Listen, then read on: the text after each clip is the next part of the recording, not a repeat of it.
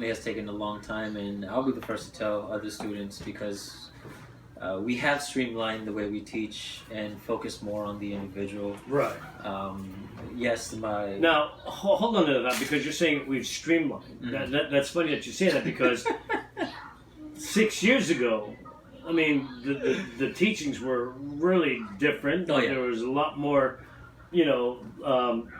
basic understandings and whatnot, and it took us longer. I mean, you've been at this for 6 years, and as you're finding out in the last 2 years, our students are getting to where you're at almost, way. Their first year is where you were doing it the second or third year. Yeah. And it's changed. And again, it proves the point that, we tend to learn something, and then we make it our own. And then we're able to streamline it the way we do, because we start to realize, okay, that process is too long. I can convey that in this shorter term and make it just as efficient and just as good as what we were doing in the past. Yes. If you look at some of the newer students, they're actually moving pretty much to their speed, where they should be. Right. I always find that fascinating. Is that here it is?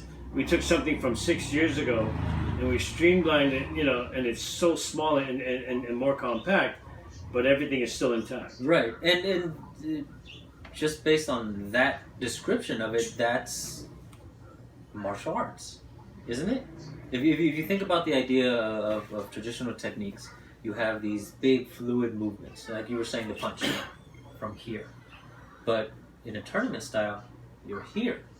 So how does the mechanics that you learn from this turn into this? Right. You shorten everything. Everything becomes more compact. You still have the same mechanics that you learn with these traditional ideas, and now you put it into actual combat, right, and actual use. And there's a transition, and unfortunately most traditional martial arts, they have to teach you that transition. Right. While you guys and us in the Blade of Mind, we said, why don't we start that process from the very beginning? Right. We'll give you the structure, but within that very same class, we'll tell you, okay, now use it. So, one of our good friends, Nicholas Moreno. Oh, yeah. Incredible guy, and Very much smart. love to this guy. He actually opened my eyes to a lot of things. He thought that when we teach things, we're actually teaching the brain rather than teaching the person. Right. And how that came about. And, I have always never thought of it the way he said it, but we do that. Stands true. One of those that we've done that from the very beginning.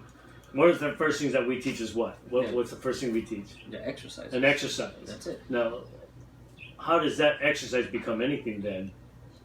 What do you... If we follow the basic understanding of it, of the 5 levels of understanding, gross motion, detail, variation, can you teach it, and then your own calling. An exercise is essentially a series of movements designed for what? Well, stretching joints, stretching your back, or whatever the case the exercise is. Kind of get your blood flowing for the start of the class, Everyone does it. Anything physical, you stretch out, you warm up before you do so. And that's what the exercise is presented as. And that's what the students take away from it. And because it's so simple, because it's such an easy idea, well, they keep using it. They train it. Yeah, and the exercise is forever. You just always That's exercise before class, and That's it. you keep And doing the you do exercise. it, and everyone does it. Every single class does it. But for us, that's just level 1. And level 1 already ingrains in you all the physical that you are going to have to use from then to whatever point you stay with the class. But as we progress, we start developing level 2 of it. All right, what are the details behind this exercise?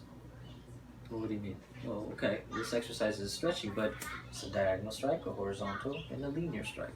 What can you do with that? Oh, I can hit somebody. Oh, I can hit somebody 3 times. Oh, I can create a combination with it. All right, well, now what if you break it apart and you do it in a different order? Can I do that? Well, it's just an exercise. So yes, it's not a technique you have to follow it a certain way. So now the student has the ability to take something as simple as 3 movements, which is an exercise, and put it together however they want, which is what we're talking about. The individual taking information and concepts as they understand it at their level and using it for their needs. And that brings up a funny thing that you know, one of Danny's analogies about what we teach, right? Yeah. And it cracks me up because he calls it Legos. What we do, Lego pieces. what we do is Legos. You know, we're building. You know, and I'm like, what? Huh? And the way he explained it to me was hilarious because he says, okay, if you have two individuals and you give them 25 pieces of Legos, 5 colors of each one, and you tell them build a house with them. Yeah. So they're both going to build a house. They have 5 different colors. No instructions. No instructions, and they build. Well, because of the way each person understands, or the way they think, and the way they perceive things, those 2 houses would never look alike. You know, no matter how hard you try. But the thing that they do have in common is that there's each individual pieces, and they put them to wherever they like. So each of those pieces would be an actual strike. So if you had 3 strikes, you have 3 different Legos here. But you can put them in any order and stack them any way you like, and that's your building Front, process. back, up, down, Yeah, it doesn't matter. and that becomes the bladed mind way of and I've always thought that was hilarious. But it's so it true. works. Yeah, it it's works. so I true. mean, that's what we strive for, right? We take these concepts to make it into the simplest form possible. In a fight, if this is enough, that's enough. Right. And that's all you need. But you learn all these other things to get to that. Yes. And that's the complicated process. So what if you just remove all that and just give the individual parts? Understand this part. Use it. Any which way you want. Now here's another part. Use that. No, do you think that at some point then gets your students to leave sooner then? I mean, won't they then? It seems to me that you do that. You give them the store, Right, and they're right. just going to get up and go. It's funny because I heard somebody else ask Danny that. They're like, hey, aren't you afraid he's going to take all your stuff and then start his own school? Yeah. About me. But no, I think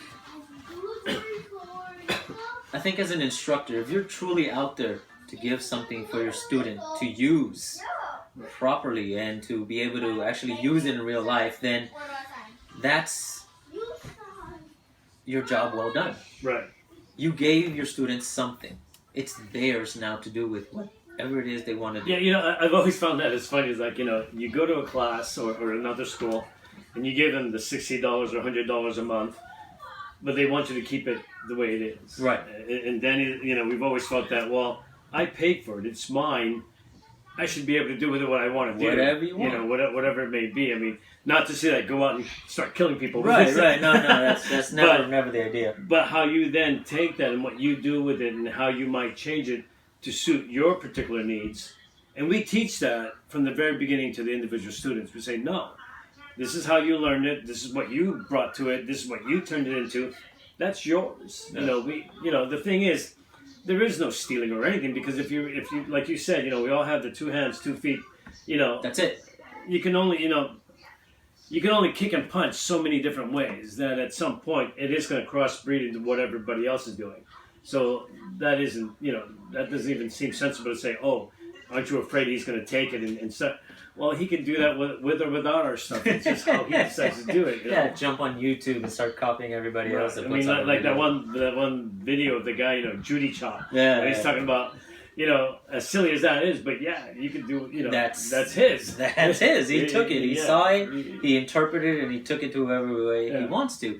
And I don't think that really pushes a student to leave any faster, because if we follow the process as detailed as we do, then you come to realization that if you're following the steps the way we talk about it, level 1, 2, 3, and 4, level 4, in order to get to level 5, you have to teach.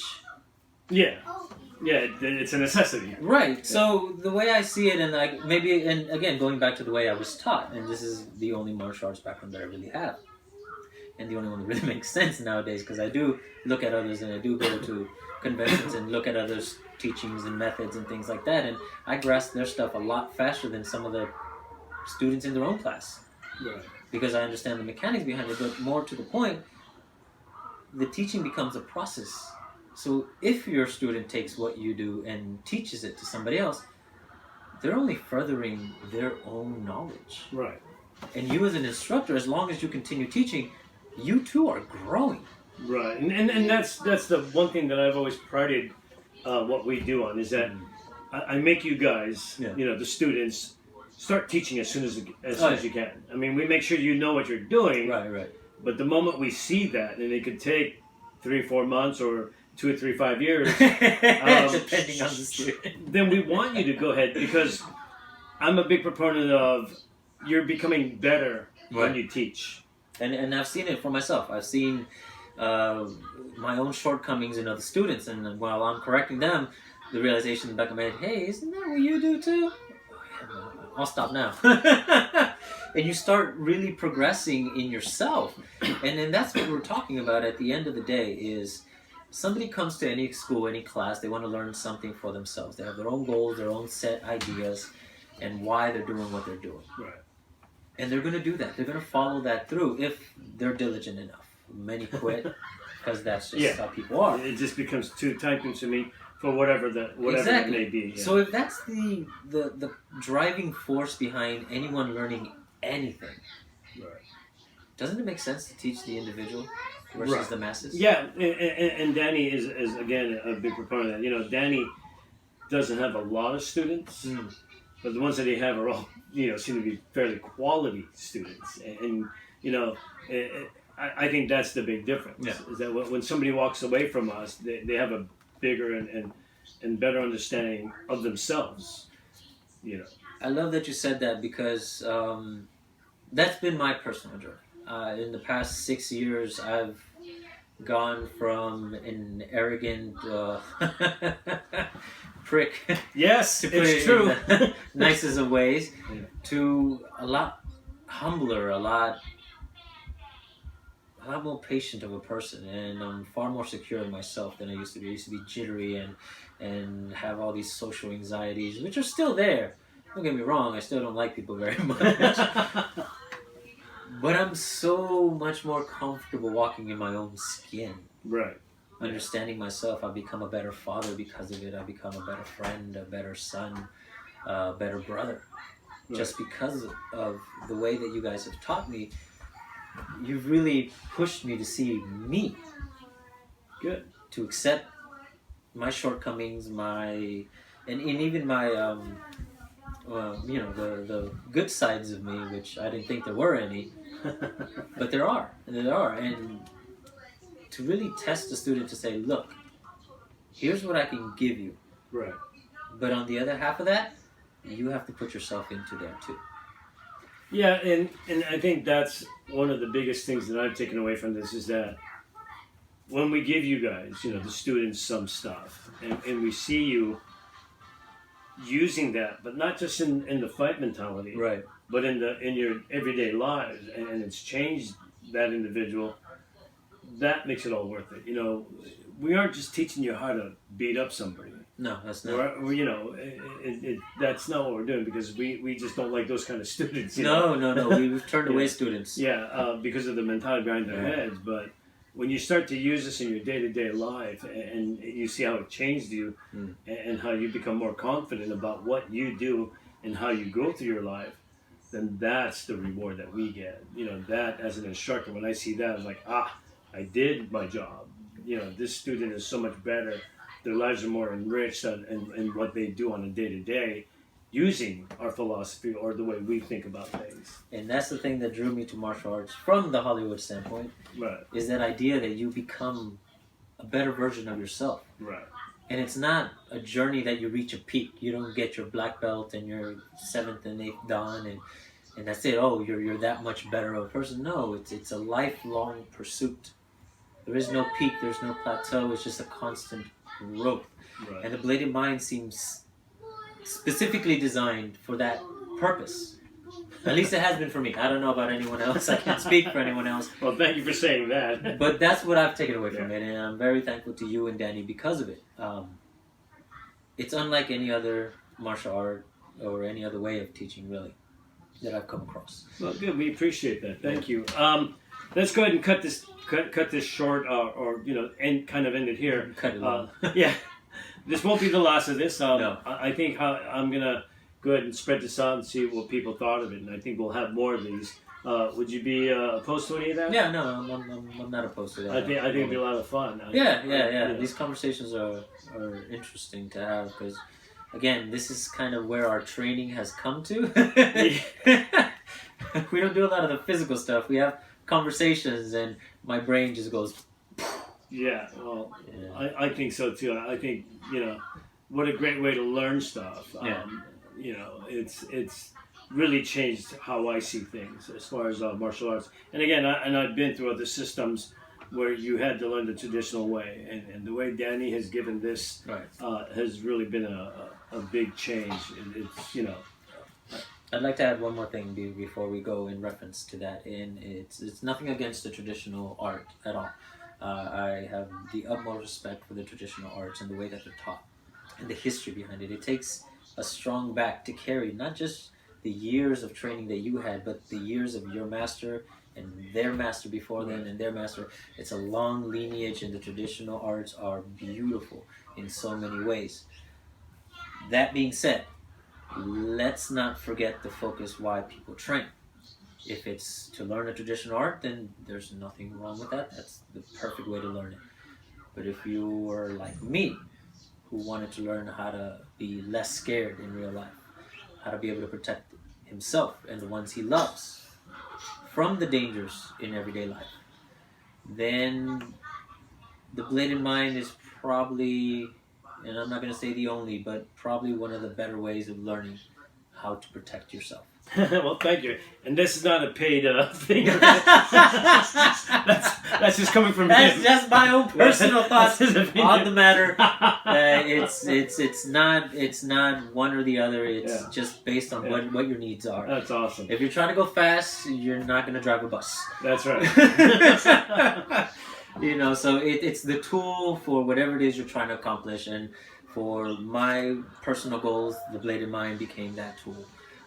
For others, it's other things, and to each their own, and that's all I really have to say about that. Cool. Well, thank you, Nain, for sitting here with me today. Stay tuned for whenever the next episode comes out, and we hope you enjoyed our conversation. Again, we're going to test this out, and hopefully this won't be the last. You guys have a wonderful day, and we'll see you soon.